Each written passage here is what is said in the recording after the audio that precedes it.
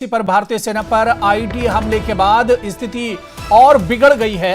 पाकिस्तानी क्षेत्र से पुंछ एलओसी पर भारतीय सेना के जवानों पर गोलाबारी की गई है। माना जा रहा है कि पाकिस्तानी सेना के जवानों ने यह गोलाबारी की है।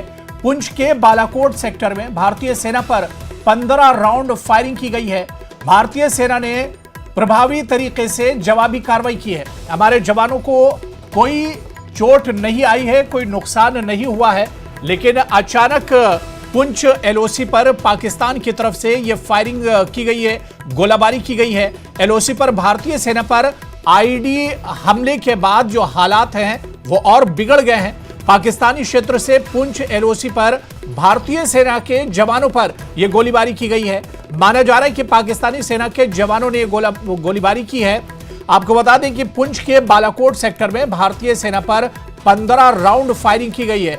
भारतीय सेना ने प्रभावी तरीके से जवाबी कार्रवाई की है और हमारे जवानों ने, यानी भारतीय जवानों ने मुंहतोड़ जवाब दिया है। लेकिन आपको बताते चले, अच्छी बात यह है कि भारतीय जवानों को कोई चोट इसमें नहीं आई है। और हमारे साथ सीनियर एडिटर तेजेंद्र सिंह सोढ़ी जी जुड़े हुए हैं। तेजेंद्र जी, बड़ी खबर आ रही है, पुंछ एलओसी पर पाकिस्तान की तरफ से गोलाबारी हुई है, क्या कुछ जानकारी मिल पा रही है? कल एक आईडी विस्फोट होता है। आतंकवादियों द्वारा जो आईडी लगवाई गई थी नियंत्रण रेखा से सटे हुए इलाके में, केरी पटल इलाका है अखनूर का, जिसमें सेना के 2 जवान जिनमें एक अधिकारी भी थे वो शहीद हो गए।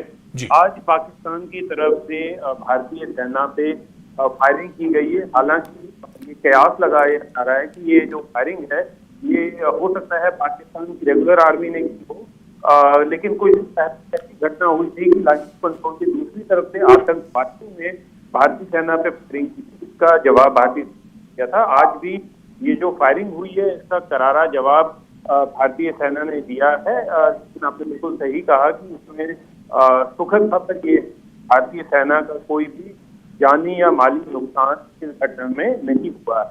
तो अभी जो है सिचुएशन लाइन ऑफ कंट्रोल पे, जिस तरह से पिछले कुछ दिनों से जो पाक हरकतें हो रही हैं उसकी वजह से टेंस बनी हुई है, लेकिन भारतीय सेना जो है वो पूरी तरह से सिचुएशन को अपने कंट्रोल में, अपने नियंत्रण में रखे हुए है। बिल्कुल तेजेंद्र जी, जब इस तरह की फायरिंग होती है तो बड़ा अंदेशा ये होता है कि आतंकियों को उस पार से इस पार भेजने के लिए, घुसपैठ करने के लिए भी इस तरह की गोलाबारी की जाती है ताकि भारतीय जवानों को एक तरह से डिस्टर्ब किया जाए और उसके जरिए घुसपैठ कराई जाए। देखिए, आपको याद होगा जब सीज फायर वायलेशन हुआ करता था तो उसका मेन मकसद यही रहता था पाकिस्तान की तरफ से कि फायरिंग करके भारतीय सेना को जो उनका ध्यान है उसको भटकाने की कोशिश की जाती थी।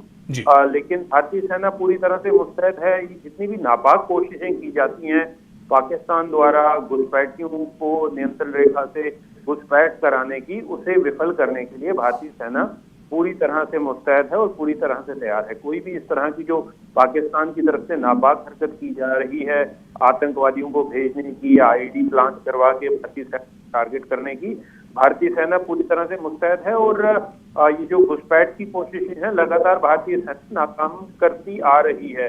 पहले भी कई बार ऐसा हुआ है कि जब घुसपैठ करने की कोशिश करते हैं तो वो पाकिस्तान आर्मी उन्हें सपोर्ट करती है। अगर आपको याद होगा कुछ महीने पहले जब उड़ी में एक इन्फिल्ट्रेशन बिड को, घुसपैठ की कोशिश को भारतीय सेना ने नाकामयाब किया था, तो तब ये बात सामने आई थी कि किस तरह से पाकिस्तानी सेना जो है वो उसने भी भारतीय सेना पे फायरिंग की थी ताकि घुसपैठियों की मदद कराई जाए। जी, बहुत बहुत शुक्रिया तेजेंद्र सिंह सोढ़ी जी हमारे साथ जुड़ने के लिए और इस खबर पर अपडेट करने के लिए।